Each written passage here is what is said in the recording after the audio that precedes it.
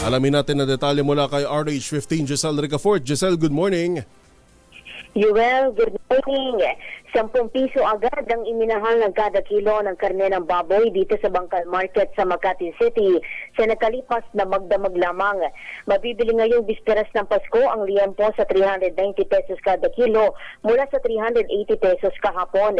340 naman yung pork chop mula 380 pesos habang 320 na yung pata na 310 pesos kahapon.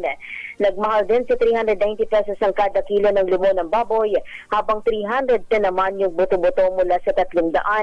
Kasabay niyang nagmahal ang karne ng baka na ngayon 460 na yung laman kada kilo mula sa 450 pesos. 380 naman yung ribs mula sa 370 pesos habang 400 ang kadera mula sa 380 pesos kahapon.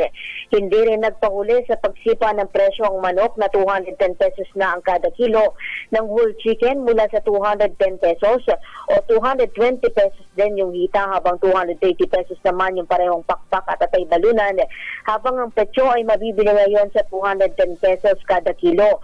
Ito'y kahit pa sinabi ng Samahan ng Industriya ng Agrikultura na nasa 180 pesos hanggang 200 lamang ang kada kilo ang presyo ng baboy sa farm gate habang 130 naman sa manok.